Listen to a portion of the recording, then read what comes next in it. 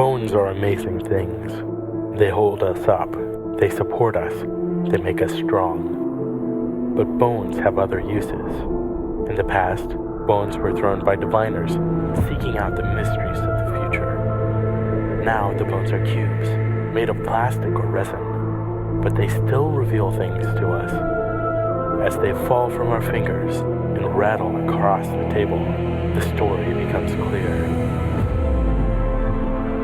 Welcome to Bone Throwers Theater, an RPG actual play podcast. Hello and welcome to Bone Throwers Theater. This is a really special episode. I'm really glad to introduce it. This is number 300. Woo! Yeah, absolutely. Celebrate. Sound effects of cheering, applause. And I'm Jordan, and I am, surprisingly enough, the game master for something that's gone on for 300 episodes. Well, this is Johnny, and I play all sorts of characters. This is Jeff. He doesn't remember any of his character names right now. Some of Jeff's greatest hits include Tree Man, Clock Man, Tree Man, Clock Man, and Waterman. Waterman. And my ox. And my ox. Hi, I'm Ellie. I usually play one of the more eccentric characters. Yep. True. Yeah. Stop. Yeah. My name is Aaron, and I am a character. Sometimes. And my name is Jeremy, and there's many, many characters that we will discuss today. Yeah. So honestly, 300, I never really thought that we would get to this point. When we ended Terra Proximus, I think as a group, some of us were having some of our lower moments in life. Yeah. I know Johnny was going through some stuff, and I was going through some personal stuff as well. And so, honestly, coming back and rebooting with Angel's Guard was an unexpected joy. Blessing. Yeah, it was a pleasure. It was one of the things that kept me going in a lot of ways. Just thinking about how much this group, how we've evolved, how we've had new people come, old friends go, and the core group that we have now is just phenomenal. Yes. Mm-hmm. And I look forward to this every time we sit down. I get excited, and it's fun because you get to think about like interacting with your friends. And I feel like whenever we get together, we almost spend an entire day together because we're catching up with each other's lives, and we're talking about things that are interesting us. Interesting us, is that a word? No. No. Things that interest us at the moment, things that are going on in our family lives, So it's not just getting around a table and playing a game, although that's a major part of it, but it's also a time of community and a time of personal growth and friendship and sharing. And to me, that's one of the most exciting things about the group. Very much agreed. Yep. I can't stand any of y'all. Yeah, I know. Especially Jeff. Yeah. He's the worst. Sorry.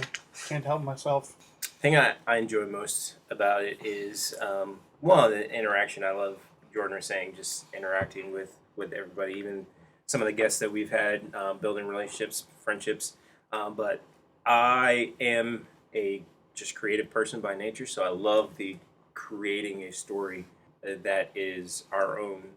More so, we just had this discussion off mic about what we're going to do as far as campaigns, whether pick up a boxed thing or do another microscope where we actually get to create the world.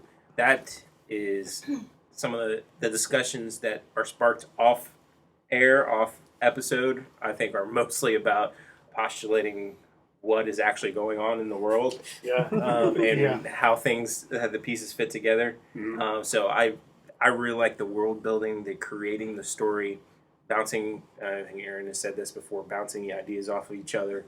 And happened so many times that I'll have an idea and I'll take it to Jeff or take it to Ellie or mention it to Jordan. And then it's like, yeah, but what if this is also a part of it? Then I was just like, oh man, you just ramped this up to the next level. And something even more awesome comes out of it than I originally had thought. So, yeah, I love the storytelling aspect of it. And honestly, I think that's part of the joy of it is the collaboration, because you come at it with one idea and someone says, that's great, let's twist it just a little bit, and something else comes from it that's absolutely gorgeous. Yeah, we are classified, we label ourselves as an actual play, role-playing podcast.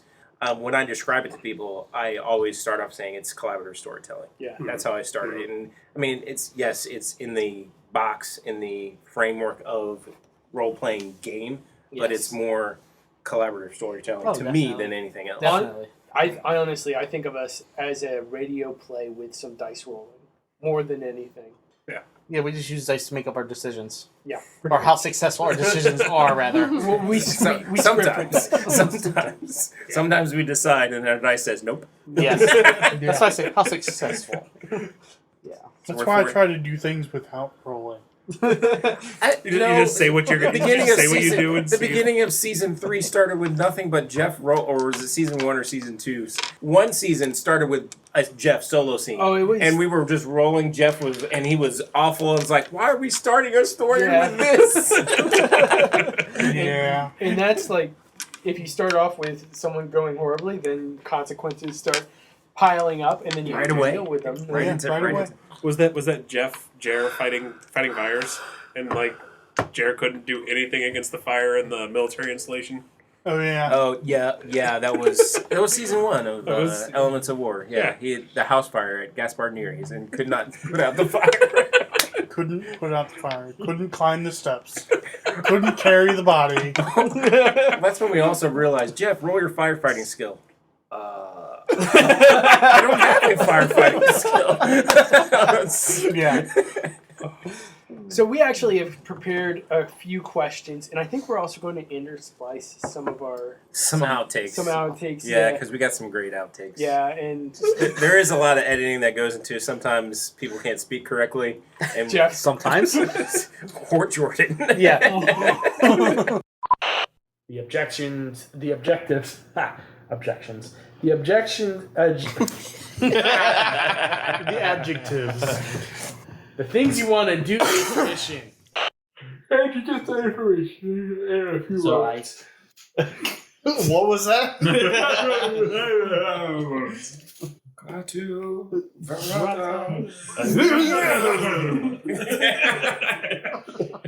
haven't all watched that movie. Sounds about right. Involuntary blood spasm donation to sinners? Words? Words. You never said blood spasm. That too. that will happen after you. Yes, that's why it's involuntary. Blood spasming everywhere. Building planning, building, a building or imploding. Buffalo. It is a proper sentence. Morgan Freeman. Morgan Freeman.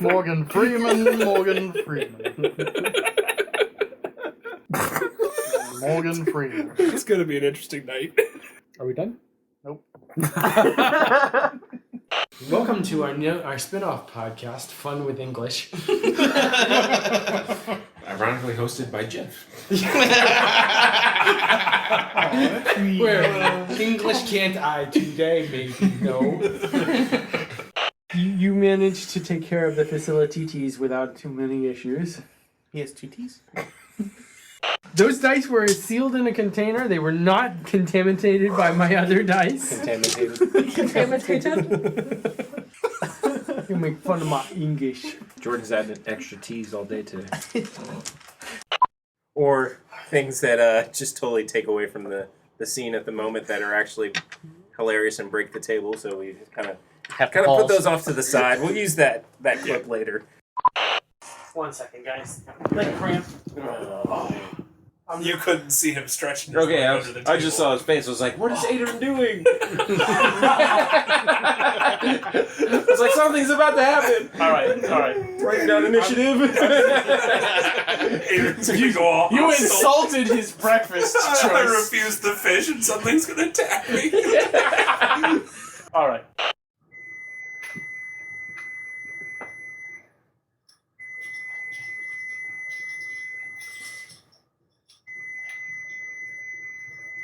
This podcast has caught on fire. I was like, This is a test. This This has been a test of the emergency podcasting system. As long as this part gets cut from the show, Jeremy's were better than my wife's.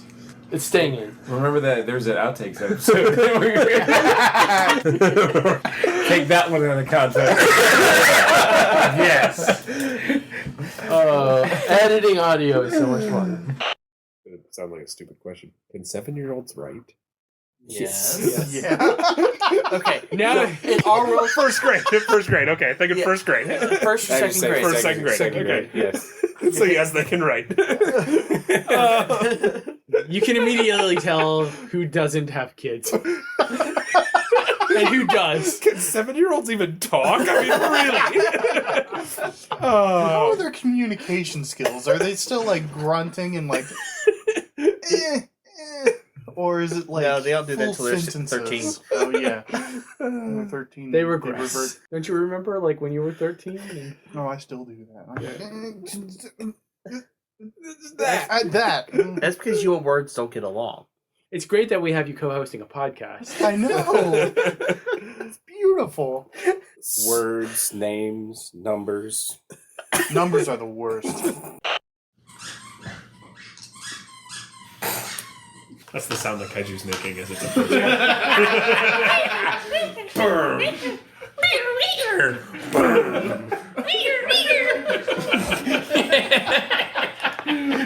It's suddenly less terrifying. It's formed this massive body out of like boats and airships and stuff, And rubber duckies.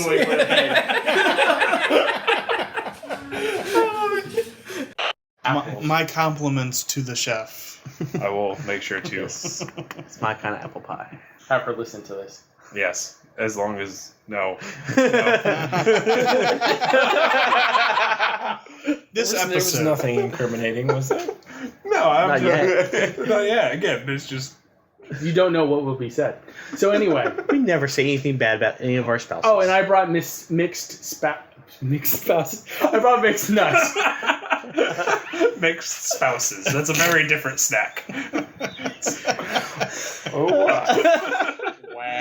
Vanilla, Jeremy. Vanilla. And there it is. That's why you don't have your wife listen to this episode. You saw into the future. Nope. Told you.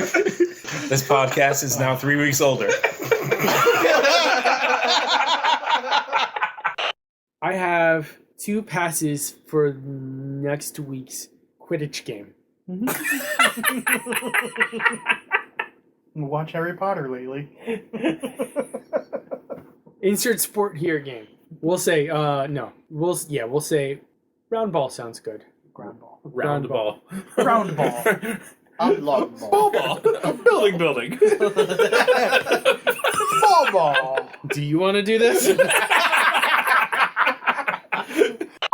So we're going to go ahead and go through some of the questions that we have put together as a little bit of discussion starters to celebrate the 300th episode. Let's go ahead and talk about the favorite character that all of you have played. This is including one-shots. This is including Yes, one-shots. including This is one-shots. including if you guys get to take over an NPC for a little while, anything like that. Because Terra Proximus, Oh, Yeah. we pass around non-player characters like they were... Candy?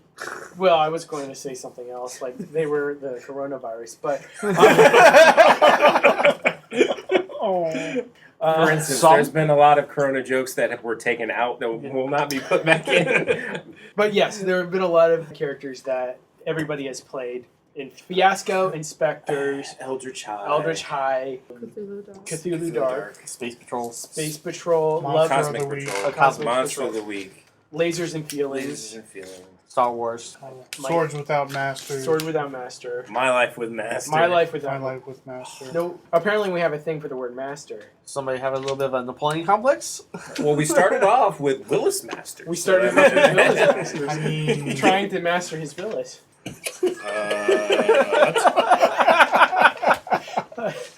That joke has been around for years. Capers, Yeah. Grin. Oh, how can I forget Oh, Grin? Grin. That was a fun 10 one. candles. Oh, so many good ones. Anyways, So yeah, those are all the. these games are all that the we different played. systems that we played, and just listing all of those systems We haven't ever done a Fate game on air, have we? 'Cause No. We've done Fate Accelerated at conventions. At conventions, we did that. Yeah. So favorite character play. Favorite character. I don't remember his name. It was Elements War. It was the entire episode where we all played as like knockoff Action heroes? knockoff action You heroes. were Liam Nelson. It was great. I just love that entire episode. And then, I mean, it's more that entire episode rather than just that character. All of the characters that just were That was were a great fun. episode. Yeah, that was a great episode, and It was a great action movie episode. Yes, that was a fun that would be fun characters to play because even in the dice rolls seem to just fit Yeah. that character, that actor that we're trying to portray. Like your character was the one that ended up getting all the information from them in interrogating. Right. So I mean, Liam Neeson. Okay, All right, there we go. When I get back to the room after visiting with the kids, Uh-huh. I ask you if you'll step outside for a quick second. Okay. And I look at Delby. Found some interesting drawings in down with your kids. I place them on the table so I can see them. Do you know what's going to happen to your children? They're just kids. I don't think the council takes this type of slander lightly. I know of some very, very needy places, places that those kids would be very welcome with this type of view. Are you threatening my children? No, I'm just letting you know that I know how tough it can be to try to take care of your family, and I know of the best way you can take care of your family. What are you trying to say? Here's a confession that you stole the GX-35, and that you detonated it down on the water taxi. Sign this confession, and these documents will disappear. And then there was whoever played Tom Bruce. Tom Ruse. Yeah. Going around the back of the building is like, no, I'm going to sprint. That's how you know it's going to be a good scene. Yep. And it ended up being the most action in the scene. It was great. And then Johnny's character, Christopher Rove, was the only one to hear the gunshot around the side of the building. It's like, what? You got super hearing? That whole episode That was crazy. Yeah. Let's go ahead and put a pin in that because I think favorite narrative devices that we've used is an important one methods to of discuss. storytelling. Yeah. Okay. Yeah. Yeah. All right. I loved playing Edric Farthings. Yes.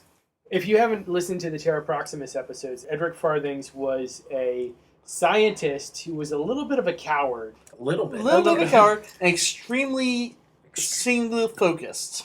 Yeah, he was Scatterbrained as far as could not concentrate on anything but the one thing that Yes. he wanted to concentrate on. I had to roll my perception to see if I could be distracted. Yeah. So if he rolled high, he wouldn't listen to anybody else. Okay. because he was so focused on his work. Yeah.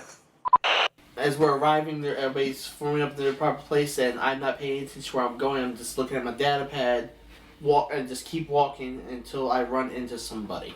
Oh man, that was a bad mistake running into Captain James. Sorry, Captain. Just I got lost here. I was working on this equation. You need to pay better attention, Professor. Sorry about that. Yeah. Just trying last minute stuff before we leave the ship here. See, I'm working on this formula to figure out how to turn this waste back into water using less chemicals. That sounds disgusting. But essential. All right, I'll take your word for it. Just when we're down on the planet, you got to be paying attention. I understand. Make I'm my sorry. job I'm a lot sorry. easier. I understand. All right, come through the tent, Professor. Tap him on the shoulder. Professor. What? Oh. Hello, Captain. Also, he decided to fully get into his character very first episode and take himself out of any action For the that rest of would the- for the the rest of the rest of campaign. the several episodes. Johnny decided, I'm so into character that I'm gonna make sure this guy does not see any action. Oh, I unbuckle my seatbelt and I break my leg. That way I can't be in any fights. So the setup for Terra Proximus was that there was a space station orbiting Earth. All the rich people had fled after a pandemic. Oh dear God. Oh wow. If it sounds like another TV show that you may have watched, yes. Yeah, we Yeah. came up with it first. Yes. it was very similar to the 100, also very similar to Elysium. Mm-hmm. After Earth. Yeah. After Earth. Those were all coming out around the same time that we had the idea. Oblivion. Well, it came out around the same time we were starting to release. Yeah, that we were starting to release. The idea was that the survivors in the space station were sending a small crew down to explore the planet. They landed in what is currently the Amazon rainforest. And on their way down, their ship gets attacked by a pterodactyl. In panic, the wing gets ripped off of the ship, and in panic, instead of staying buckled in like everybody else does, it's fight or flight. Fight or flight. Buckles his seatbelt. Starts running, and But we're crashing. while they're crashing, breaks his leg, and then because of that, everybody was pointing guns in multiple directions. And Yeah. And I had a broken leg the entire campaign. but that's breaking off of the topic. Yes. All right. My favorite was when we were playing Eldritch High, the little Asian kid. Ando Gunchu. Ando Ganchu. I loved playing that little kid just because I just took it to so many stereotypes, and it was amazing. Well, it kind of worked for that because the way Jordan set it up, and now you pulled this from somewhere where you set it up as a classroom. Oh, geez, it was powered by the Apocalypse game Monster Heart. Yeah. And so each seat in the classroom was a different stereotype, basically. Yeah. So that's the way it fit. So each person in the class, each kid in the class had a different stereotype. Like the jock, the nerd, Yeah. the So chess I club mean, kid. That's kind of fun. I loved the way that was built, especially for a school setting. Yeah. It gave so It was many hilarious, possibilities too. of interaction. Yeah. And the idea, I guess, with that was Eldritch High. You could focus on one student as that's the person that provide the story for this one, and then you could pick it up again. But now we're going to focus on this student, and there's a different kind of story that goes along with it. But yeah, Ando Gunchu was That was so much fun to play. We forgot Kids on Brooms as one of our one shots. yeah. Kids on Brooms. That's another one. Yep. Other favorite characters? Since I'm more of a big story person, even though as much as I love those characters, I can't include them in like the favorite ones that I've played. I'm mainly selecting from main characters, and I love all of the three main characters that I played.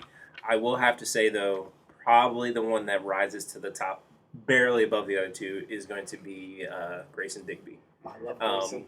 I will have to say the reason, because of that aspect, he had a goal to keep himself hidden. Yeah. And just the way the story built around that goal for a season and a half, unknowingly, it was being built around that as a big reveal to what would happen to Grayson at the end. Mm-hmm. We kind of built that and didn't know that that was going to be the result of that. Yeah. But that made that character so much fun to play. And I've talked about this before, having a sort of another character inspiration. Like, what other character out there in TV or movie or pop culture is sort of like this character? And I showed Jeff this episode of Blacklist. The Blacklist, and Raymond Reddington. This is an older character, but what would that character be like as a little kid? Yeah. But that still have that kind of mentality that he's gonna That swindle his suave way swindler. and just have his way no matter what. He thinks he's better than everybody else and kind of speaks that way. How tall are you? I am 6'2". So much taller than me.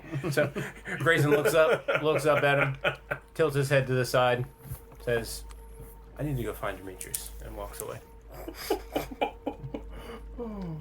Answer my question, boy. He just ignores you. Grayson stops, turns around, and is like, "Don't you have a castle to go back to, sir?"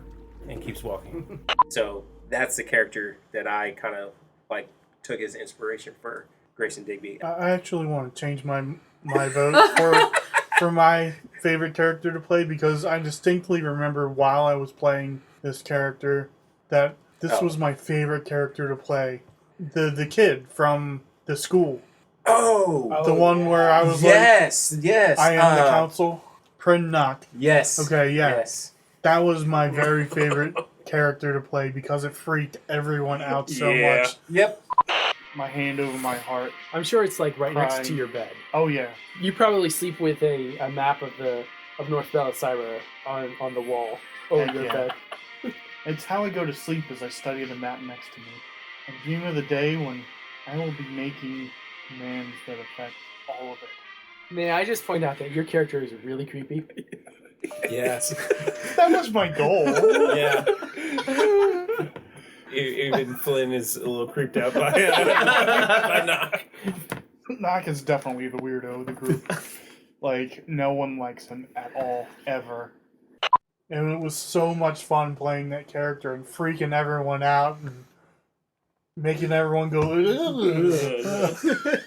Yeah, that was good. That was good, Jeff. That was good. Yes. Good stuff. Favorite. All right, Jordan. So this character only appeared in a couple episodes of Angel's Guard. Not my favorite NPC, but probably one of my favorite characters that I played was the guy that Jeremy's character killed and then Came back Buried. and- Cyril. Yeah. Yes. Cyril. Oh my gosh, that character was crazy. Well, it was created out of Grayson's backstory. Yeah. Grayson had this girl that he liked, but the older brother, Cyril, hated Grayson. So that's where that tension came in. But that ended up being a great character. Cyril was working for the main villain, and he's like following them around and then like shooting arrows at. So, Valentine, as you open the door and you step out, there is an arrow that hits directly into the door jam next to you. Grayson is going to immediately move to the back and go invisible. Grayson, are you in there? Let's see. If you don't come out in 10 seconds, this warty little imp is going to get hurt. So now he's invisible. I guess he hears that, and it sounds like, I'm guessing, Cyril. How'd you guess? He's going to walk straight out and look and see where Cyril's standing and what is going on. Okay, so you walk out and you see Cyril on the rooftop of a building directly across from the clockwork shop. He has Toad tied up in front of him, and Toad is just like bawling his eyes out. He's got like one foot on Toad's shoulder. If he wanted to, he could just kick him off the roof and down onto the pavement head first. And I loved Cyril. He was so damn evil. And he was. I can't really think of one. It's No, it's not that I have a lot you're- to choose from. It's I'd rather have more options. I will say, editing and listening, one of my favorite characters that you have played, for me, Don't say stole. Bon Bolton from Cthulhu Dark, the kid that always had. Oh my god! Yeah, that was a good one. That Did you was know I named him after a stuffed animal? Yeah, but okay, listen. Do you know we named this giant fluff ball of a giraffe that we just saw on CBS one day, Baby Bon. And it's just like the cutest little face, right? But that was named after the Seven Deadly Sins character, Bon. Oh, okay. So that's where I was like, I'm going to use that name. But not the character I drew from the Seven Deadly Sins. It was the stuffed animal. I was like, you know what? We'll go with the stuffed animal. But that was a great one-shot, but that character in that one-shot, well, all the characters in that one-shot were very well done, but they're some of the most comedic and serious, like, you hit the full range with that character. There was funny, there was frightened, there was horrified, there was heartfelt, there was, oh man, I really feel bad for this kid kind of moments in that story. So, yeah. One moment, I actually have decided on the favorite Okay. character. Okay. I mean, Archie. Which Archie? Oh. Ah. The original. Yes. The very Cheese block Archie. And I'll tell you why. It's because I've mentioned this in every episode commentary that we ever do. You guys bring me out of my comfort zone, and then that character was so far from who I am. I don't know why I decided to challenge myself the first time playing with you guys. Because you were smart. I would like to make a comment to Dolph, but I start laughing. And I say, this is the most fun I've had in days. You know what, kid, you're fun. I'll double my food in this bag just for you. For you guys. Just because you made this so much fun. Been bored these past couple weeks. Double the food? Yes. Okay, just let's leave them. They want to steal your food. I'll take you to my friend. Let's go. It's double the food. We're going. And you weren't fun. We were the fun ones. Yeah. got me to promise you food. He got you the first bag of food, you got the second. I'm for the food. Duh. So you gonna stop scrambling about, kid? And help me? I'll stop. Alright. I put him down. And when I first meet people, I'm very, very actually shy. I'm very closed off. Yes. Yes. Yes, I swear. Jeremy's got this confused look on his face. That was not you when you were the kindergarten age. Well, I had to be friends with the kids. Kids are different. Yeah. Kids are different. Kids are easier to different get yourself animals. around. Yeah. Because kids don't care. I felt like I had to raise the bar every time I come over here because of So that's kind of been the theme, though. Even with Terra Proximus, we'd have this great recording session, and we'd be like, "Oh my goodness, how are we ever going to live up to that?" Right. And then we get to the end of the next session, it's like, "Oh my goodness, how are we going to ever live?" And it seems to have been that way each and every single time. Yeah, it's not a matter of us Even- trying to make it better. It's just happens. Yeah, Because the story's collaboratively, we are raising the bar. So I would go to say not only has Archie added so much, but the way you play Archie Yes. has added so much. Because Yes. Archie could have been super easy to come in and be like, "Well, I'm an android. I'm here to help you guys," and like very safe. Like that's how I would have played Archie because I play safer than anybody else at the table, I think. So Archie. Jeremy's just shooting I out don't these think looks Jeff today. plays safer than I play the safest. Jeff plays safe. I play safe. So Archie could have been just a great helper accessory character, but Archie Yes. is really driving Oh, this, yeah, no. this part of the story I got- due to the way you play I have to Archie. be honest. In a lot of ways, right now, Archie is the star of the show. Yeah. Oh, yeah. Wow, Yeah. wow. Yeah. Well, I thank would you agree. guys. I would agree that. Favorite character of all time, anybody's. I got one that's going to be surprising, I think. And shout out to the person that is no longer with us that played this character. One of my favorite characters of all time is Dran Renner. Mm-hmm. Yeah. Yes. Oh my goodness. For Terra Proximus, Carlin did such an excellent job of taking, I think, his decision in the prologue episode when Jordan pushed his character really, I think, molded, in a sense, the future of Bone Throwers Theater. Up until that point, in my mind, it was still going to be, all right, this is going to be like a collaborative campaign. We're all going to try and complete the goals all together. And then Dran Renner ended up being the sort of anti-hero in the group. Yes. Where he had his own agenda and was willing to do anything, cut anybody's legs out from under them. And I tried to offer the peace pipe, so they say. But I can just see that, you know what? You're up to your same beliefs and your same thoughts and your same misconceptions about me. And nothing is ever going to change that. So you know what? Screw you and the horse that you're riding out on. And he just walks away. Out of character? Yes. At this juncture, for Dran, I could create the skeleton in the closet at this point. Okay. Is that okay? That's perfectly fine. Okay, so back in character? Yeah. Dran goes after Blaze and slits his throat. Dran, being the survivalist and always being ready to prepared for everything, is going to drag the body into his place and dispose of it properly. It's a little chaotic, huh? Oh, yeah. Yeah. Oh, yeah. And it created so much tension within the group. But I think that's what molded how the rest of Bone Theory... At that point, when that happened, we were no longer afraid to go PvP. Yeah. It was such a twist. Yeah. Unexpected twist. And again, that was something that it wasn't planned. Carlin even said he never planned for his character to be that way. It's just when that situation Jordan brought up presented itself, it's like, all right, fine.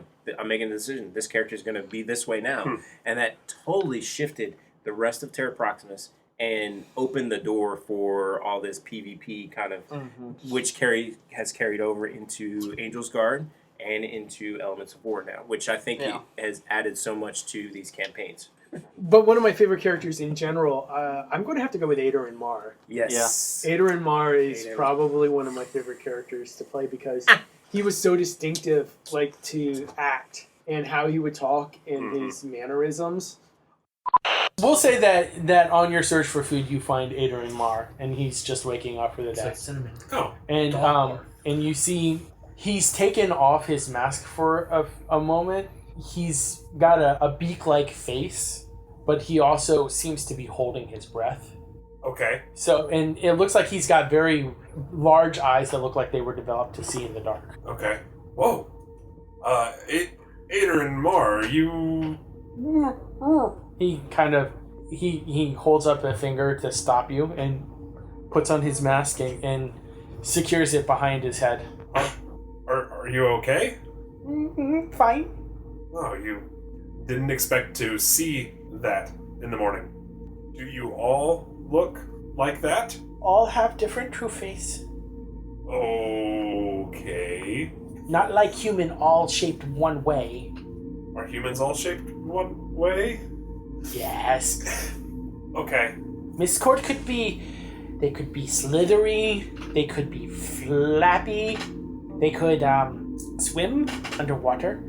Some of us have only nighttime sight. Oh, so none of you're all different. Okay.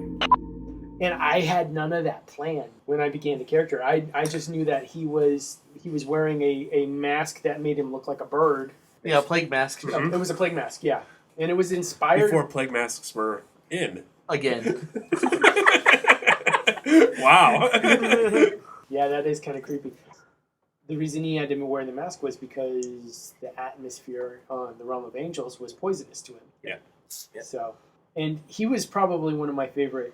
Burned Tail was a lot of fun. Burned Tail, it's between Adrian and Burned Tail. It depends on what day you ask me, because Burned Tail was... I loved her because she gave such a different perspective to the world. Yes, Burned Tail will come up in discussion later. For me, definitely. Anybody else? Favorite I character kind of in like, general? what's her name? Orion's ex-wife? Aurora? Gosh. I liked her. She was just because I was Orion, I did not like her. Yes, but it makes for such great stories. Great part of the story. Yes. Captain James is just gonna sit there and stare straight into her face. What is that supposed to mean? It's spelled out plainly, as you can see. What more do you need? So you've got some tattoos. You're just carrying around a piece of metal. I'm carrying around their names on my body. The names of everyone that I've lost. Ryan James takes off his vest, pulls up his shirt, and right in the middle of his chest, big letters, it says Caster. You've forgotten one, and walks away. Punch in the face. You hear on comms, Masters, Smith. You think you can just walk away from me like that? You're relieved. Winters, it's our shift. I'm not done with talking with you. You are dismissed, Captain. Oh, this isn't about the military right now. This is about me and you. And this is going out over comms. Oh, yes. Dran is so listening. Ryan James is gone. He walks by the fire and says, Winters, let's go. I'm not done talking with you. And she's like following right behind him. And all that came about, again, not planned because of one montage scene where Jordan gave control to Stephanie. Yes. In 2 seconds, forever changed the campaign. I think that my favorite character is the combo of Sam and Shade. That is my favorite character. The dynamic, the push and pull, the go with it mentality versus the we shouldn't quite do that right now mentality.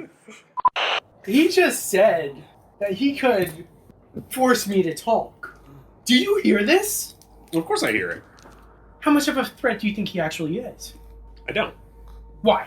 I feel threatened. I know you feel threatened. You always feel threatened. But, look at it. Do you really think I couldn't stop him if he tried?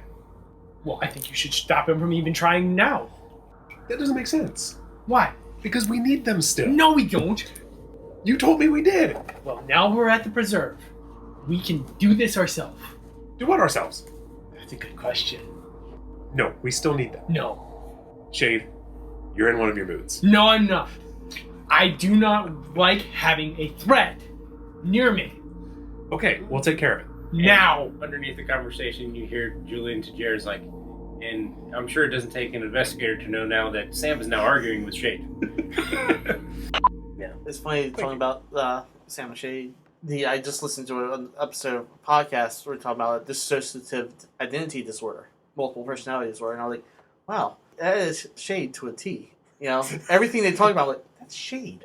That's good, because that was the kind of goal with creating Shade the way that we did, with the mechanic that we did. I mentioned that I play safe, and I've mentioned this to Jordan a few times. I definitely think that there are some things that I could do with Sam and Shade that if I were a little bit more bold would be a lot of fun.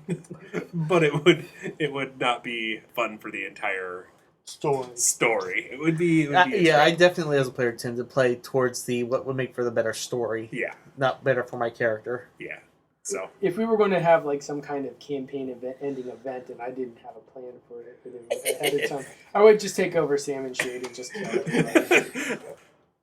So I have two favorite characters. One is Adrian Marr, for all of the reasons that Jordan said. Adrian was a fun character to interact with and to watch and to quote. It was a thing. Yes, to quote. It was a thing. And then my other favorite character was, again, someone that was fun to play with, was Grayson Digby. Because playing as Brother Benedict, to have people that were kind of fun to play off of, I think Benedict and Digby's banter and interactions. Grayson can't speak in complete sentences right now. He's just like, what? My parents. Benedict walks over to Grayson, puts his hand on his shoulder. It doesn't matter who your parents are. It matters who you are. Benedict just keep moving forward, muttering to himself, I am not a fraud. I am my master's student. Grayson sort of picks up his pace a little bit as he's going to pass Benedict as Benedict is saying that, and says, Benedict, go along with that thought. Probably gave me some of the best advice I've gotten in a long time. So keep going. Benedict step. And the great thing about Brother Benedict was, in a lot of ways, he was the straight man for the group. Because you always played him very close to the vest. Yeah. You had Grayson, who was a little bit... Close to the vest in a different way. Close to the vest in a different way. And then you had, on the other end of the spectrum, you had Valentine.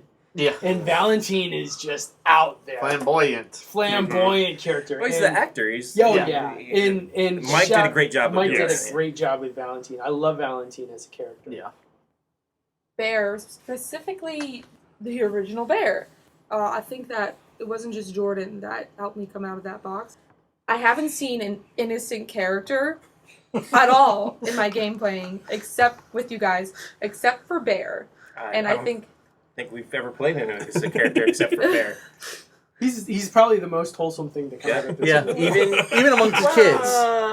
I kick things. Adrian. Yeah. Adrian is probably. I bet you can't even say Burntail because Burntail had some. She had a bit of spice to her. Yeah. Oh. But I'll tell you what, your role playing with Bear, like, I was trying to play this rigid man, but you forced me to want to just come over and just hold you. I just wanted, you said, where are my feet? And I didn't have the heart to tell you. I look at Bear. Okay. You see that his skin is missing from his face. Well done. And it's just metal and wires. Why do I actually feel like crying? I feel so attached to this little boy. This is how it works. You're not supposed to get attached. Bear, where's your face? On my head. I put a hand on his shoulder and I'm like, but it's no longer there. It is not on your head. It is somewhere else. Bears was definitely at the top of my list of one of the ones to choose from as far as a favorite character played. I just love playing Bear. So you want to go ahead and talk about favorite scene? Favorite scene. Do you want me to start off? Because we sort of set it up for Terra Proximus already. One of my favorite scenes, and every time I think about it, one of my favorite scenes because it broke sort of the pattern of what we had done. We had not done a scene like this so far. It's when we were traveling to the Clan of the Nine Claws, their village, and came upon it and seeing it being burnt down. Yeah. And then just the emotion that happened. We had not done anything heartfelt, heartbroken, or devastatingly emotional like that yet. I say yet because we would do that more and more and more and more and more as time went on. But just walking up having the characters walk up to there, and then Jordan, your portrayal of Burntail for that made that scene. Speaking of Orion, what is Burntail doing? I know she ran in there. I was following right behind her. she's like shrieking in mourning, and she's like clutching this child to her. As she's gone to scoop it up, the forearms like fall off because the bones have been so charged through, and basically she's holding it so close that the ash from the body is just completely caking her. She's like trying to like breathe life into it, and you can see that the ash is just like smudging all over her face, and she's letting out these horrible yowls of pain and anguish. Ryan's gonna go up and just gently place his hand on like the back of her shoulder, neck area, and see if she reacts at all. Now you can understand that she's going, my baby, over and over and over again. Because the idea was Burntail could speak telepathically if she was in physical pain, and the idea that she was in so much emotional pain that as soon as my character, Orion, touched her, all of a sudden he could now understand that she was crying out, my baby, my baby. And that was her child that was dead. That's one of my favorite scenes in everything that we have done, just because we had not done something that emotional to that point yet. I mean, I have a host of favorite scenes. It's hard to... Yeah, I have a lot. Go ahead. Go ahead. The Cthulhu Dark one. And it's not actually the one where we were in the underground cave. Yeah. Oh, no? No. What really scared me was when we were in my mother's bedroom, and you started coming after me. Jordan, your evil character, that actually frightened me. You frightened me. It's the TV repairman, Mr. Yes, Ellis. yes. He was frightening. Like, I wanted to physically run out of that room. Why, thank you. Yeah. So, you just make us kudos. And then the one with Shade, the school, right? Yes. Yeah. The solo Sam and Shade scene. Yeah. That's another one that was at the top of my list. Yeah. Oh my gosh, that was so good. That was a great one. Shade gives control of Sam's body back to Sam. Sam says, "Where am I?" Shade goes, "You killed him. You killed them all. Way to go!" Sam's like, Who did I kill?" And Shade says, You see that bloody patch over there? That's Chime. You see the hand that's attached to those bars over there? That's Jer. See that bit of hair up in that grate? It's Julian. See that little can over there? That's Archie. Why did I kill him? Because they found out your secret. But how? I don't know, but they let me know when you woke up, and then you just went nuts. They didn't deserve this. Did you do this or did I do this? Oh, trust me, it was all you. And Sam's gonna sit there in stunned silence. So that was awesome. That one was fun to act. Because usually there was a couple episodes where I was kind of sitting on the wayside, just waiting for you guys to do your thing, and so I would just like entertain myself, count the lights on the ceiling. But that one made me shoot up, and I'm like, oh my gosh, I wish I was playing with you, but like technically I'm not. Oh my god, I wish. I want to be there, but I'm not. There are so many times when like we stopped the recording and someone's like, I so wish I had been in that scene. Yeah. So those were my Or two thank favorites. goodness Grayson wasn't in that scene. Yes, there was a lot of that too. Yeah. So actually, Cthulhu Dark was had some of my favorite scenes in it too. I loved verbally abusing everybody. It's just cathartic to tell people that they're trash. I don't know what else to say. Another one of my favorite scenes was when the monster came out of the mirror in the bottom of the God. Oh, that was awesome. That scene was incredible. And I think, didn't you reveal afterwards that came out of the fact that there was just nothing for us to do there, and you needed to get us out of that basement? Like, it was just I think so, yeah. And you guys aren't supposed to be here anymore. It's like you guys are just hooked on this one room. Just Well, it leave. got it. It got us. out. We didn't even consider fighting. We just left the area and didn't care what happened to that monster. We're just like, oh, we're gone. Also, that monster was inspired by the Rakthars in The Force Awakens. Yes. Yeah, pretty much. Yeah, I just dropped it in. My favorite scene was the fight scene in the hospital room where I was Jackie Channing the chair everywhere. That was awesome. Yeah, it's one of those close quarter scenes. You can see it in a movie. Close quarters, everybody's doing everything like over top of a body, throwing chairs, jumping over beds and stuff, but no one's actually getting damaged at all. It reminded me a lot of action scenes in Buffy the Vampire Slayer, where she's using a lot of improvised weapons. Yeah. That kind of inspiration. Either that or the scene. We talked a lot about this scene when it happened, but the scene when the dome cracked, the explosion, and my character climbing up out of the water like a superhero. Finally, you're far enough away that the pressure is just becoming manageable, and you are able to reach out and snag a ladder. All of a sudden, the warehouse, which is on very close to there's like an earthquake. The ground starts shaking underneath your feet. The warehouse that you had been in starts collapsing. Like the scene is from the outside of the window looking at their faces, but their faces are all lit up with like fire, like a red orangish glow. Jerry just climbing out of the climbing water, out of the sewer and looking up and over seeing... and just being lit up in reflection. Well, yeah, we liked that episode so much we did a whole series of one-shots. Right? Yeah, pretty much. Yeah. We'll get to that when we talk about storytelling. Yeah. I have 3. Wow. Okay. I also have an honorable mention, by the way. Sorry. All right. I mean, I had tons of honorable mentions. Top, we will not cede the crown to the Bay Banshee. Yes! Benedict and Grayson running through the council hall, the council building, Parliament, and bursting through that door. Both characters at the same moment kicking in that door. 17. The door bursts open. Grayson steps through and shouts, "We will not cede the crown to the Bay Banshee!" There is pandemonium in the room. You can see Lord Liverich literally throttling a man.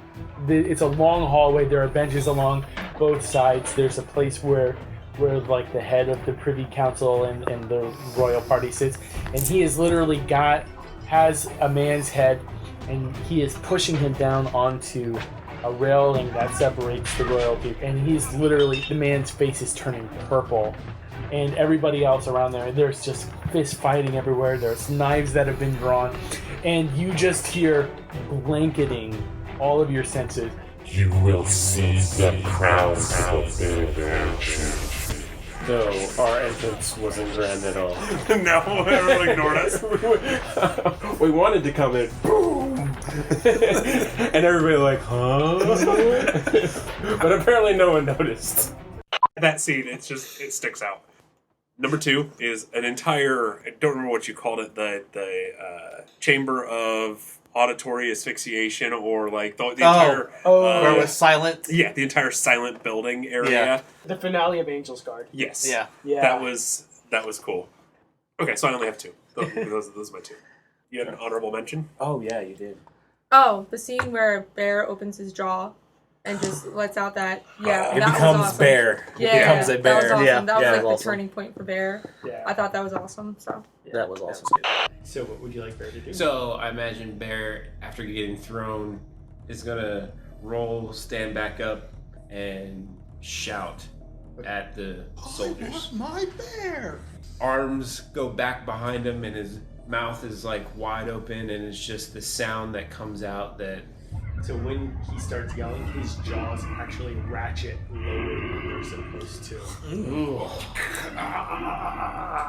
Like a grizzly bear? Yes. And steel fangs just pop Oh, out under like He is Bear.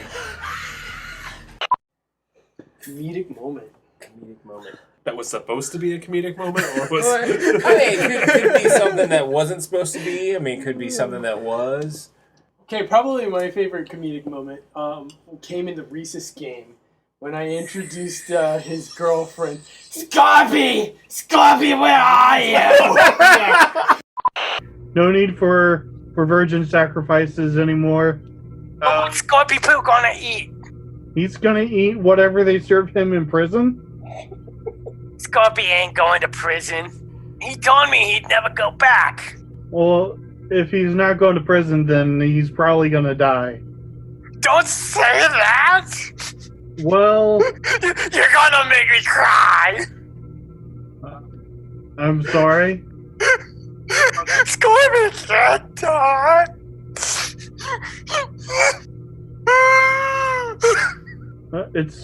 It's going to be okay. All I want is a little Scorpy in my life. He's so sweet. And you say he's gonna die, or he's gonna go to prison. And what does that leave little orange at us? It's because he eats people. He needs to eat people. I mean, when we tried to offer him horses, he said that the hair got stuck in his teeth. Put the hair off. That's a simple solution. You're just an awful human being. Well, I'm not really a human being, so... You're not? Nope. I'm not. Yes, that character was ridiculous. It was so funny. We were just losing it. That was one of our Zoom sessions. Oh, we forgot Zorro. Yeah, Zorro. Zorro was a great game, too. Yeah. One that wasn't supposed to be comedic, but ended up being slightly comedic, was Angel's Guard. We were hunting down the first guy who we thought was responsible for kidnapping the queen. And we find him in a chair or something. Benedict walks up and clubs him in the back of the head with his quarterstaff and ends up killing him. But we didn't want him to die. And so here I am, spending hero points, trying to keep this guy alive. Yes. This shouldn't happen this way. That was fun. And then 2 minutes later in that scene, after you had spent hero points to save him, George just goes and kills him. Right. No! I worked hard on this. And I think that was one of the things that Jordan had planned for him to die, and so was making sure that somehow somebody was going to end up killing him. You guys have a mind of your own, and don't blame me for all of your bad decisions. We do like killing off characters that you have as villains that were supposed to be big bads later on. Very quickly. Very quickly. Don't do it in the first episode of the campaign, then you're just screwed from there. We did with Terra Proximus. Yeah. So what I have found, I have GM'd all of once for this group. This group definitely has a way of taking whatever plans you have and making sure they do not execute that way. That's any game. Yeah, that's any role playing. One of the best lessons in life: be flexible. But it was funny because going into it, I had expected that to come from Jordan. Like, I expected Jordan to be the one to throw wrenches in the entire thing. I'm actually one of the more reserved role players. Sometimes. It was me. It was my character. It's like, you don't want to fight this guy. Yeah, I'm going to kick him. Well, all right then. Favorite comedic scene. I have a second one. Okay. That's not a stick. Yeah, I was going to say, that was one of mine. So you go to pick up the branch, and it's not really a branch, and it's more like dog turd. And you just drop it in surprise. Really? Really? That makes Grayson mad. Stupid dice roll. How can you not find a stick in the forest? When it's not a stick. A good oops moment.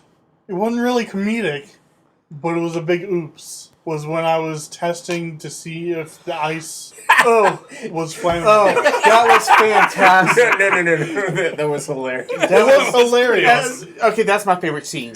I throw the sludge with the Freeman fire. Throwing is pretty easy, so we'll give you a hero point for Yay!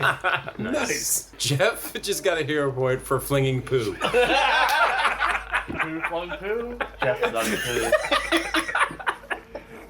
What happens? What happens when the Bremen fire meets the cold? It hits a building, the jug shatters, and the building immediately up in flames. Oh my goodness. Like more violent than typical. Yes. Does it spread? It starts spreading, yes. Oh my gosh, no! That was great. I appreciated that. Don't fling fiery poo in wooden cities. Your medieval lesson of the day. Favorite comedic moment, I mean, one of the most obvious ones, of course, is opening scene from The Fiasco. Oh, yeah. Where Jeremy and I were neighbors. Yeah. Leroy Jenkins. Yes, that was one of mine. Opening scene where Jeremy, who's paraplegic, Leroy Jenkins, comes into my yard in his motorized wheelchair. And I've got a duffel bag. And there's something obviously moving in the duffel bag. Is it a weasel? It is your cat. Roll up the driveway, and I just toss the bag onto the front porch. Keeps digging up our flowers. I step out my door. I look at Leroy Jenkins. What are you doing now? Keep your cat from digging up our flowers. Your flowers? Look at my flower bed. I don't see any flowers. Exactly. What'd you do to it? It's not my lawn. You should take better care of your lawn. I step off the porch and I start going towards him. Look, you broke my garage door. You broke my back. That's not my fault. You were in my garage. I don't know what you were doing there, looking for something, you said. You had my tools. You lent them to me. 3 months before. You never asked for them back, did you? You shouldn't just be going through people's garages. It's not my fault you got the door closed on you. Now my door won't close at all. And I go over and I push him. And this is when he falls out of the chair? Yeah. Falls out of the chair. Then I hop on the chair. And I drive it up to my garage. Oh my god. Push the door up as much as I can and put the chair inside the garage and close the door again. Joy! Dang it, she's at work. And I go back inside my house. As you go in your house, hope you didn't like grass here. As I'm pulling out grass from your front lawn. And I go in my house, I find some old water balloons I had lying around. I fill them up. From the last neighborhood block and just party. throw them at Leroy Jenkins laying on my yard. I'm hurting from laughing so much. That whole fiasco. That whole fiasco. There's just a feud between the two neighbors. That any scene that was just hilarious. Well, not only the feud between the neighbors, but then Officer Beverage came from that. Yes. Yes. And so many Polaroids came from that. I mean, there's all sorts of comedy in that. All right, since Johnny picked Leroy Jenkins and the neighbor, that was going to be one of mine. Another favorite comedic moments was any scene with Willis Masters and his parents. Oh, yes. Oh, yes. Oh, my goodness. Space Hillbillies. Space Hillbillies. That was the only comedic relief in Terra Proximus. Hey, what's up, Dad? How's it going, little Willie? It's going alright, Pop. Well, we need you to have a seat. Your mother and I need to talk to you about something. Okay. We need, Hold on, honey. Wait for me. I gotta finish these dishes. so bad. Marie, get off my leg. I am trying to do this. Is that Robo Dog humping your leg again? No, your daughter. Oh. Sweetie, go find your teddy bear. Go. My God. Mommy! Bobby's in the toilet again. He's doing a double decker. Bobby, I swear I will put your head in there and make you drink it. My God, what am I Don't doing? do that. What am I doing with my life? Well, then he better stop doing that. That is hard to clean. Children. We sell them to medical experiments or something. God, it's hard living in a space double wide. stealing the show definitely was Yes. Will's Master's parents.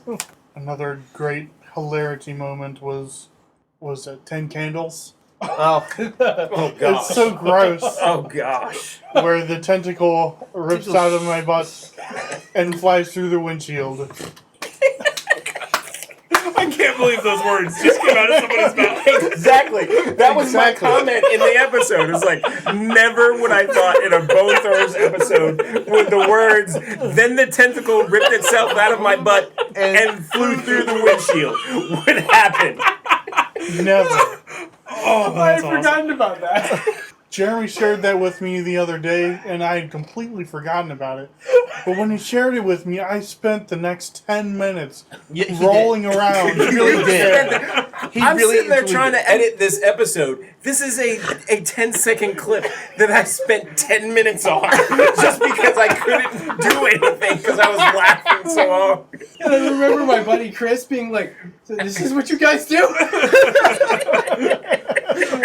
What episode is that? I gotta go listen to that because I want to hear the sound effects. We'll get to sound design in a second. Oh my god. You know, our comedic relief in Terra Proximus was primarily our puns. Yeah, they were unbelievable. Oh gosh! See, why'd you have to bring this back? Unbelievable? Unbelievable. Puns are fun. Horrific moments? Horrific moments, we've got plenty of those. Well, we already The same had scene. The tentacle, yes. Yes, the tentacle. And then Ellie said the horrific one where you actually wanted to get up and run, actually. Yes. Probably with the kids in the school at the flood coming down. The flood was coming. For the council. Ren, resigned to his fate, puts his head between the bars of the holding cell, and then drops his body to break his own neck. You hear all at that sound, that like bone crunching sound, all the military personnel snap to attention, and in unison you hear, "For the council!" Gently throws up. One of my favorites is when Miranda and Wendy in the cave. They're in the Yes. cave. I know exactly. All of a sudden, you hear a familiar voice. Hello, Dr. Kristoff. Okay, I'm gonna turn toward the voice. He's completely covered in bees. The only thing visible of him is the tip of his nose and just around his mouth. His eyes are visible as well. The pupils are contracted so much that all you can basically see are tiny little pinpricks in a sea of green. The most crazy thing about his eyes is that they're cocked at different angles.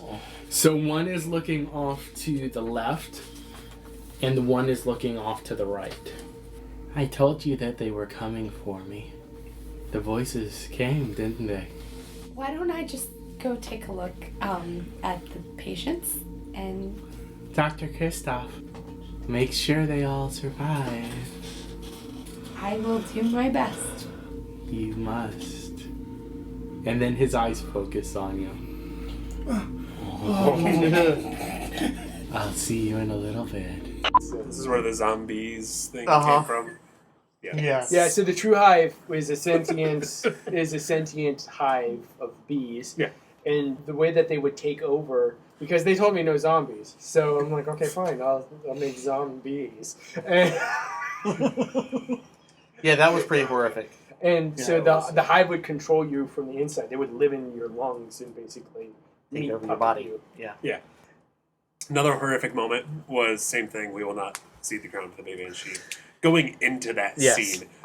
They're very preoccupied because it looks like there is a giant figure just floating in air wrapped in a death shroud. How giant? Twice the size of a normal human being. So 10 foot tall. Thereabouts. Part of me does not want to get anywhere near this building. Yeah, part of me does not either. I don't see any other way around it, though. Benedict's just standing looking back and forth between Joris and Grayson. Grayson is going to start slowly walking towards the barrier. Okay.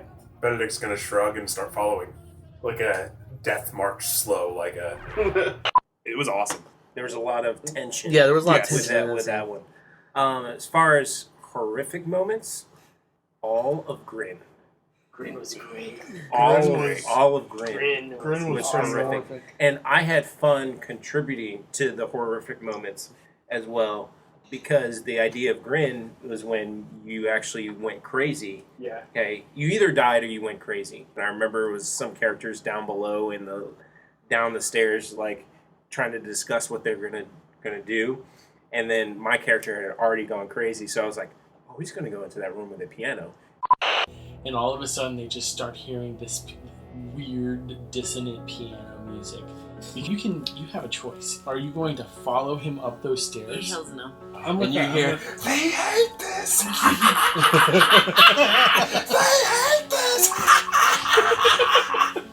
There's other places we haven't looked to see if there's maybe a way out. Okay. Fire escape. Let's go. Even in the Oh, 80s. maybe out the office window. Yeah. Alright. Okay. The piano has stopped. Oh shit, let's go to the children's wing. Children's wing. Yeah, Let's children's go- wing. Children's wing. Yes, let's go die in there. And that was great because I had decorated the room because it was like a Halloween one. It was like an insane asylum for children. So I had like dolls all over the room and stuffed animals and everything like that. And then I had laid bones out on the table. It was probably one of my most elaborate room preparations that I've done for an RPG. So I initially had said I had 3 favorite scenes. That third one that I cut was that whole Grin episode. The characters were fun. The way it was played was fun. And what was fun for me with that was the fact that I was the murderer, or however it played out. You went to jump the chains, and like it actually catches your feet, and you fall and hit your head on a protruding rock. You're laying on the turf of an insane asylum that's been abandoned for 10 years. The only crazy person that you see is someone who you lied to and told that they were your friend. You grab the chain and you pull him down on top of you, and you grab his head in your hands and you bash his head repeatedly over and over and over and over again onto that rock that you hit your own head on. And you say, "Die, you bastard." It was a blast. I would also like to mention something that wasn't horror, but had the potential to be, was that one character in that last one shot we played, where we had the discussion. I think it was Jeremy who announced that it was just kind of like, oh, this is multiple personalities We in a didn't circle. mention that one. A penny for my thoughts. Oh, yeah. Yeah. But I think my character, if I ever play a character like that again, anybody seen the movie Split, when he turns into the Beast? Yes, that has the potential for that. So I just wanted to make that mentioned. So Since we transitioned to one shots, they might have a favorite one shot. Favorite one shot. This is tough. That's a tough one. oh, mine right away. Cthulhu Dark. Come on, that was awesome for me. I mean, yeah. Favorite one shot, only because it would be great as a campaign. Zorro. Yeah, Zorro. Yeah. Zorro was. A lot of fun with that I one. love I just like the rule set. And, Yeah, I love the way the rules work for that game. Yeah. I really enjoyed Cosmic Patrol. I did as a too. one shot. That was a lot of fun. Because that was just Very campy. It was Guardians of the Galaxy goofiness.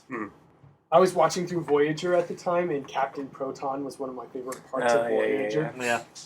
I think that was some inspiration there. One shots are always very entertaining. Fiasco is one of them. Yeah. I always come back to Eldritch High as one that I really like. But I think probably at the top of my list is probably Inspectors. Inspectors is such a good one shot. Yeah, it really is. Especially the way the character build is. I like that. Especially, I don't know if it's built in this way, but Jordan, every time we've done it, you've done it sort of like a job interview. Like you're getting interviewed to become a part of the Inspectors team. Yeah. And that provided so much as an easy way and quick way to get backstory for each of these characters. So it made the role playing a whole lot more easy to jump right into for Inspectors. And also, I mean, it's X-Files combined with Ghostbusters kind of thing. And X-Files is one of my favorite shows of all time. So Also some reality TV like Dog the Bounty Hunter or something like that. So the interview is actually written in as part of the character development. Okay. Yeah. But another method that they have is being interviewed on a local access television show. by Bill Murray. Yeah. At the beginning of Ghostbusters. Yeah, exactly. One of the ones I don't think worked as well as we thought. We made it work, but I don't think I understood the rules as well as we thought I did at first. Was Swords Without Master. Yeah. Mm-hmm. Yeah, there was parts of that I liked, like the artifact. The artifact was great. I think the artifact would Yes, be a really... bringing an artifact with you to base your character around. That artifact cool plays a idea. special thing for your character in the game. That's a cool idea. I loved Capers for its sheer... It was a pretty campy story. It was a fun campy story. Yes. Yeah. And that's the way Aaron wrote it to be. Yeah, Yes. exactly. Yeah. The And- game system itself I is not loved it. campy. How It the was so mob much saved fun. Christmas. How the mob saved. Yes, that's awesome. Good title. So sound design. Sound design. This is Like to primarily Jeremy. But I like to get feedback from you guys as well. We didn't start off both ours with sound design, other than just quick edits, and that was it. We had the intro, we had the outro. And then as we went on, especially as the story started to develop with Terra Proximus, it was like, man, there's a lot. A lot that could happen here that could beef up the story, make it more emotional, get you drawn in a little bit more. So that's why we started to put in sound design. And I will have to say, most of the moments that I shared that were my favorites, especially that scene in Terra Proximus with Burntail going to the camp. Even though I loved the scene as we were doing it, when I started to do the sound design on top of it, it was like, oh my gosh, there was especially that scene where I started to put sound effects and some background instrumentation on it. And I was like, oh my gosh, I got to take a break from this because this is emotional. I'm getting emotional just editing this scene because it added so much more to it. And I would say the same thing even with Grin. There was a bunch of stuff, the minor stuff in the background that kind of made the story stand out a little bit more. Yeah. It hooked you into the story. That's why I think sound design has been a good thing. All the scenes that you guys mentioned, the explosion scene, there was a bunch of sound stuff that went into that, and that montage of things. I've heard other podcasts do where they have sound design, and I think we've talked about it, maybe not on air or in the actual recording before, but where it's just over the top and it's way too much. Some people use way too much. Some people don't use it at all, and it's about finding that perfect balance. Right. Yeah. Right. And I don't think I knew what to expect because when I first at the beginning of Angel's Guard, when Jordan asked me if I wanted to join, I don't remember if he mentioned that it was recorded for a podcast when he first invited me to play. It wasn't until later. I don't remember if it was I had agreed to, and then he mentioned that it was recorded for a podcast. I might have slowly sunk you into the idea. Yeah, I feel like that was kind of what happened. When I first listened to an episode, I don't think I knew what to expect.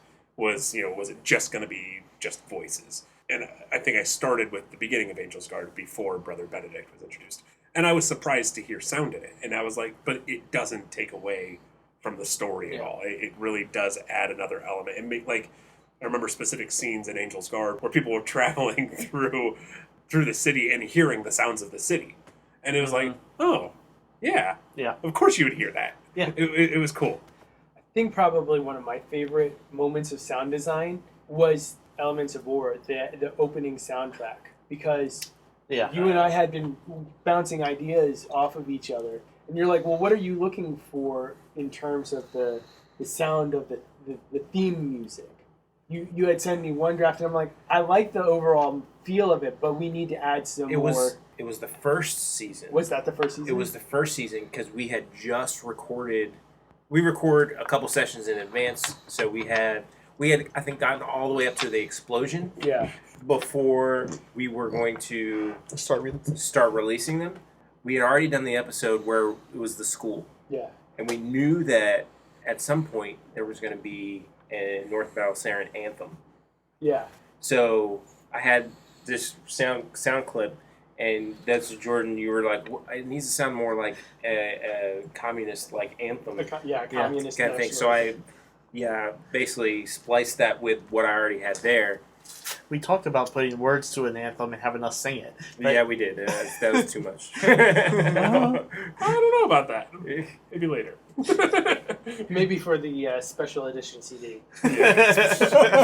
Yeah. So, don't hold your breath. So interesting thing. There's been a couple of times where, in the sound design, we're trying to look for these royalty-free like sound clips where I can't find anything. And I brought this up to you guys before. It's like, if I can't find anything, I'm gonna just compose something and put it in there. So I've asked before, is like, hey, come up with like what you think is the theme for like song idea theme for your specific character, and try and build it around that. And what got me hooked on that, and Johnny's on this as well, is there's this podcast called The Soundtrack Show. Great podcast. All about music and movies and TV and video games and that. So I get a lot of good ideas of how to do sound design and what to put in what there to from look for. in that podcast. So, which I think I like to hear it with a little bit more context of background stuff of what could be going on. It helps tell the story a little bit more in my mind. I know some people aren't. Yeah, I mean, like, one of my favorite audio scenes is the season finale for season 2.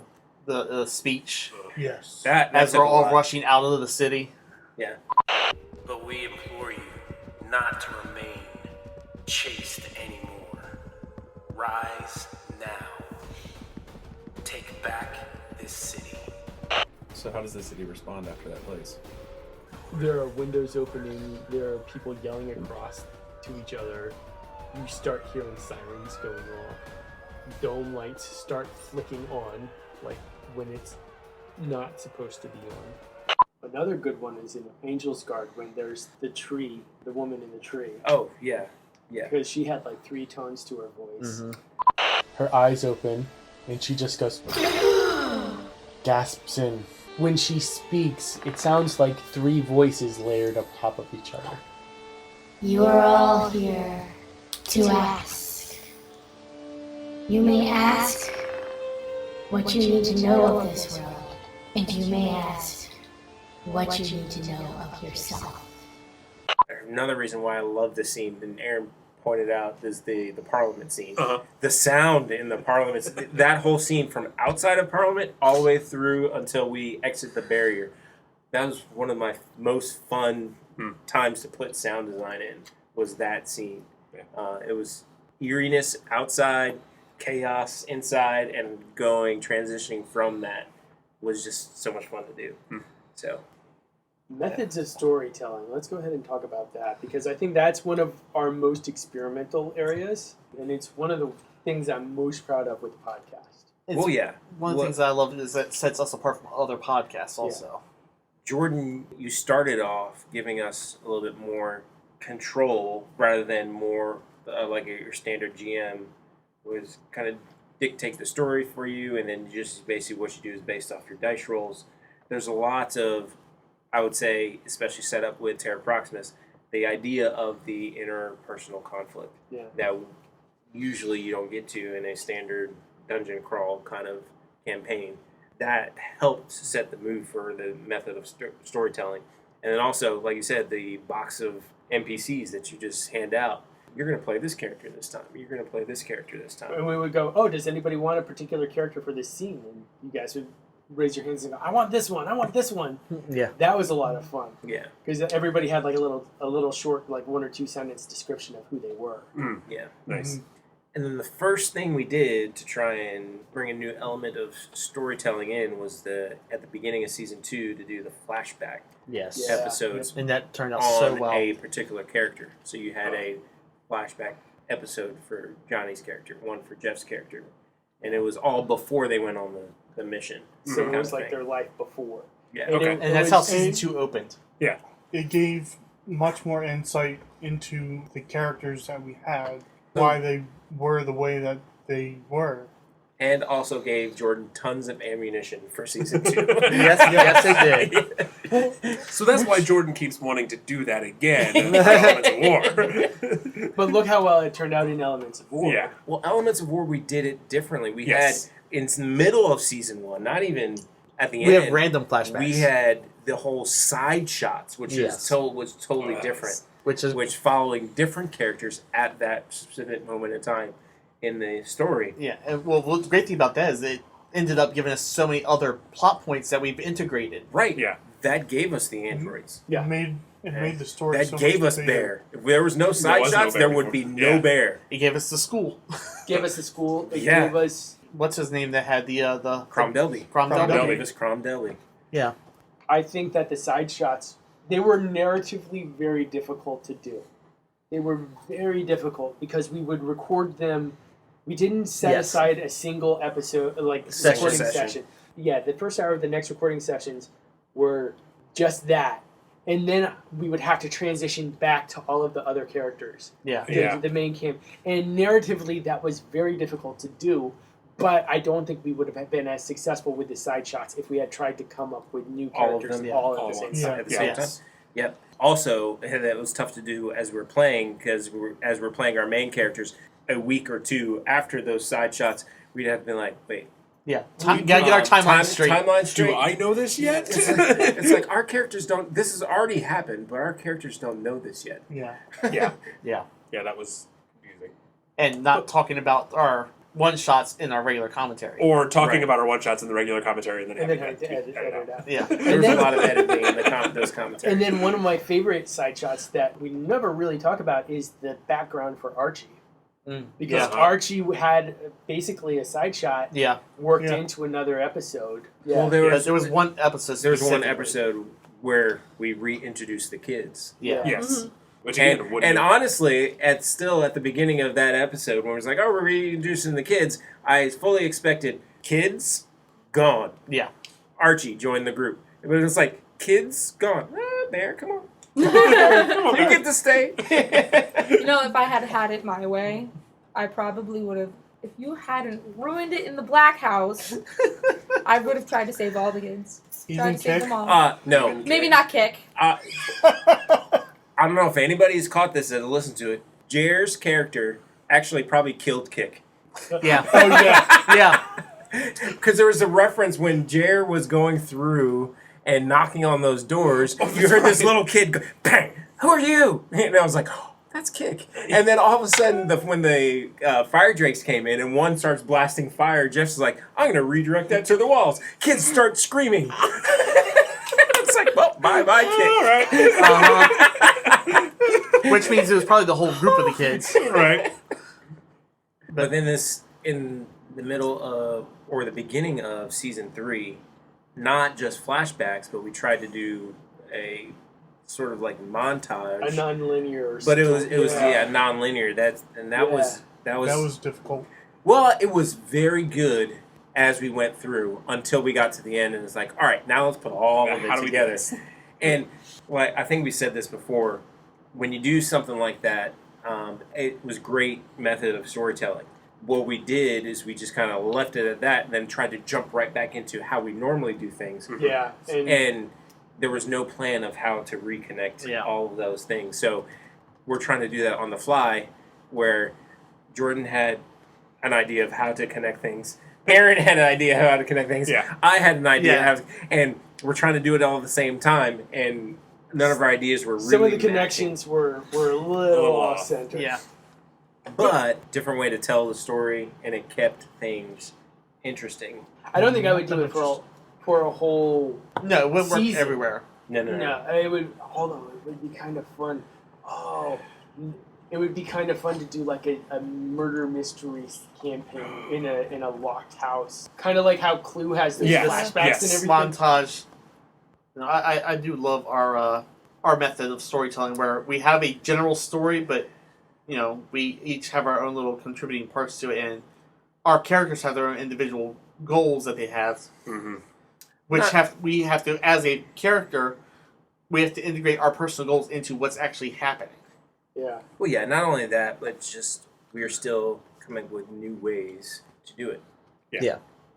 Well, and we also steal a lot from other games. Oh yeah, that's like true. With Fiasco, the end of Angel's Guard, we pretty much took the ending of Fiasco, where you go around the table and everybody states like a positive or negative thing that happened after the story ended. Yeah. The epilogue. Yeah, the epilogue. And I loved that. We might do that again with Elements of War, if anybody is left alive. I like that idea. Which idea? Going around the table, or if anyone's left alive? Both. Something that we've always done, and I think I mentioned it earlier, but the 3x3, that's something that is definitely a storytelling technique. Yes. Yes. And I honestly don't think I would ever want to create a character any other way at this point. It's, for like a main Yeah. campaign that you're going to do. I disagree. Oh, really? Yes, I hate planning. I'm somebody who has to be in the moment. Such in the moment. That's who I am. Well, that's sort of what I do. Is I'm in the moment when Jordan asks us our questions, like to develop our backstory. I'm like, what first thing that pops in my mind? Oh, okay, that's who this character is going to be now. When we were creating Angel's Guard characters, we did them independently from each other. Well, no, we did something different for Angel's Guard. We actually took a fiasco.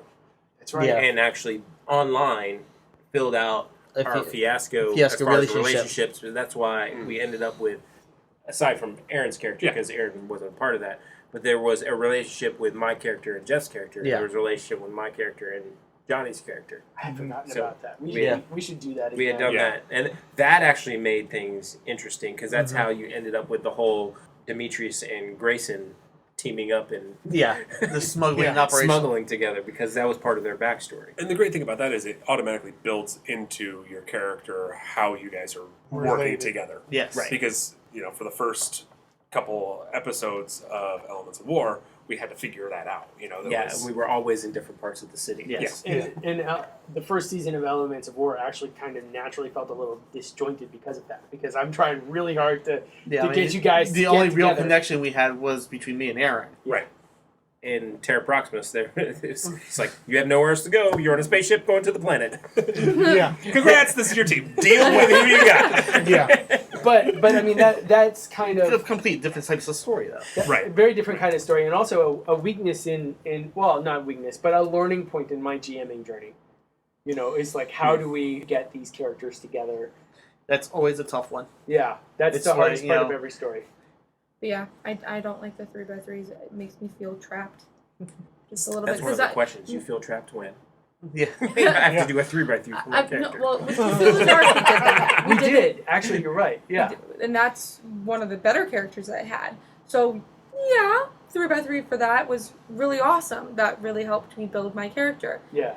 For this, when we had to do our 3x3s for this new season, Yeah. I just wanted to throw my phone at a wall where I was making my notes because I was like, I don't know any interesting things. I just do it in the moment. Yeah, And it made me, I had that same problem. right, and when you write something down, you have to follow it throughout the series. I have a confession.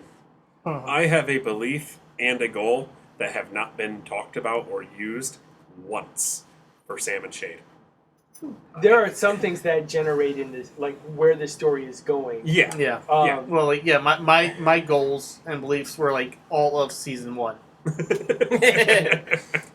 There was, for Grayson Digby, there were some goals and beliefs from the rehash for season 2 that never came into play. So, yeah. So while I think it gives a guidance. Yeah.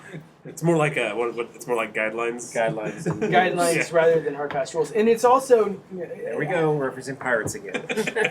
As a true confession, the 3x3 is not for you. Right. Yeah. The 3x3 is for me because I think it was Fred Hicks from Evil Hat who said that the character sheet is the love letter to the GM. Actually, no, that was from Apocalypse World. So basically, the idea is that your character sheet is Ellie telling Jordan what Ellie wants to do. That doesn't necessarily mean that it's always going to be the same or it's always going to follow through. But those are the things that you would want to have highlighted. And so if you have this idea that you want a super strong character, you put the highest numbers in strength and things like that. And then I have to accommodate that. The 3x3 does the same thing, but from a storytelling perspective. It is you telling me what you want your story to be about. So it's not necessarily for something to hold you accountable, it's to hold me accountable. Got it. The 3x3 is like what I use to try and make a story that will be interesting to you. Okay. Like, part of Jeremy's 3x3 is a real strong suspicion of the system. Really? Yeah. So if I ever feel like I don't really know what I want to do with a character, I go look at their 3x3 and I go, how can I be challenged by that? Or how can I, at the beginning of the campaign, I use the 3x3 to say, well, this is going to be the major villain because I can tie it to this theme, that theme. I can challenge a person with this objective, both positively challenge them and negatively challenge them. So affirm and then tear down kind of thing. So, and that's where a lot of the thing comes from. Affirm? When does he ever do that? I think I do. He did it in Angel's Guard with Grayson Digby. With that one episode where he's... That one episode. Yes, that one episode where he went to Haley's house. Yeah. And was expecting to have this big argument with Haley, just trying to get her to help, and all of a sudden it was, Grayson, come inside, I need you. I was like, whoa, okay. What is this? Yeah. I want to make a story that you have an interest in participating in. I want you to give me guidelines. And so the 3x3 is bumpers for Jordan. It's like some people use lines and veils in their games, or they use the X card. It's another way of you telling me what you're comfortable with, and then I can transgress against it. If you just let your players talk enough, guys, pro tip for all of you GMs out there, just let them talk enough and they will present problems for you. There literally have been times like in between like sessions where like, oh, that's a cool article. I'm going to post that. Nope, I'm not. Jordan's going to see it. Jordan's going to see that. And then all hell will break loose the next session. Well, and that comes, I'm a firm believer in, what's the name of the book? Play Dirty.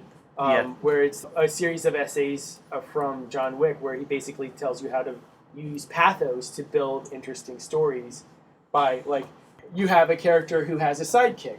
Hello, Toad. You know that sidekick's going to die at some point. Yeah. I mean, it's just... Or your character loves visiting their grandmother. Well, I'm sorry, grandmother, you're going to die at some point.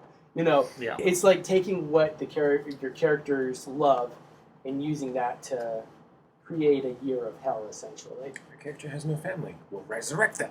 Kill them again for you. We will not cede the shade to the evil GM. I am not evil. I am mischievous. Deviant.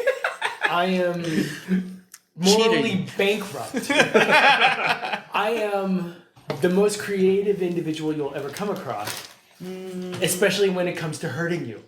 I don't know. But I'm not evil. I'll tell you about my massage later. Why do you think these things happen? It's because you tell me something.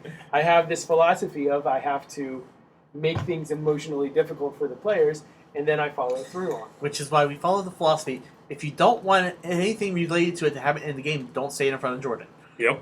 You break that all the time, Oh, and I love it. So think... Go ahead. No, I know. I don't want to say it. Don't say a thing. I make that mistake all the time. I break it all the time. Jeff's worse. the main culprit. I'm terrible at keeping my ideas to myself. You're the main culprit on ideas. Johnny, you're the main culprit on question. But Jeremy, you're the one who sends me essays of theories. Yes. Well, hey, yes. But that's different because that's things that I actually want to happen. I don't know what you're talking about. That would be crazy. That would be crazy. How bizarre. It's like the whole thing with a genie. You make your wish to the genie, then the genie's going to twist it into some way Monkey that actually pie. makes it work. Yeah. Worse. Monkey pie. Yeah. Is Well, that another method of storytelling? It is. It is. But so here's the thing. One of the things that I love is the idea of going with the obvious. Because what's obvious to Jeff is not going to be obvious to Jeremy. What's obvious to Jeremy is not what's going to be obvious to Ellie. And what's obvious to Ellie is not going to be obvious to Jordan.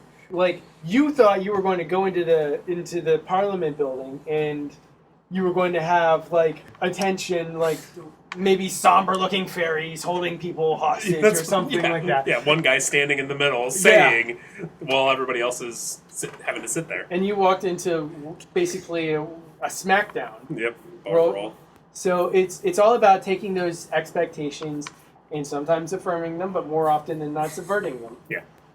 But with that being said, does anybody have any last words, or do you think we've hit our time limit? I'd just say this last 300 episodes, I've had fun all along the way. Oh, yeah.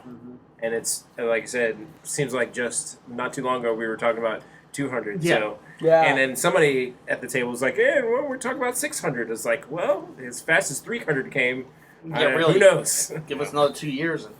Yeah. Yeah, you never know what will happen. All right, well, thank you so much for listening, everybody, and thank you so much for being a part of the ride. We do this as a creative outlet, and I think we would be doing it no matter if people were listening or not. But please give us feedback. That's right. Yeah. Tell us your favorites of each of these. Please tell me how to torture them. I'll just say it straight out. Like he needs more ideas. And also, just email me. I will send you my Venmo link, and you tell me who you want to torture the most. Send me $5, and I'll make it happen. But you realize as you do that, he's going to use your names as like NPCs and kill them off as well. So. Thank you for listening to Bone Throwers Theater. Our cast is Aaron, Ellie, Jeff, Jeremy, Johnny, and Jordan. We are releasing this podcast under a Creative Commons Attribution, Non-Commercial, No Derivatives 3.0 Unported license. That means you can share the podcast, but please do not modify it or try to gain financially from it. If you would like to visit our website, you can do so at bonethrowerstheater.com. If you would like to send us an email, you can do so at bonethrowerstheater@gmail.com. Our Twitter handle is Bone Throwers Theater. You can also look us up on Facebook and subscribe to our YouTube channel. And until next time, may the bones fall ever in your favor. What? Gaspar. Gaspar. My, what a guy. Gaspar. No one loves like Gaspar. Nobody shoves like Gaspar. Gets on Jer's nerves. Quiet as... Nice as Gaspar. I'm especially good at enervating. My, what a guy. Gaspar.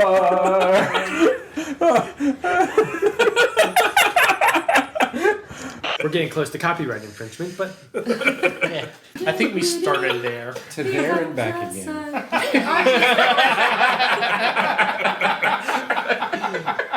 An Android story. This has been a Nerd Circle podcast production. How do we get anything done? I don't know. All right, so refocus.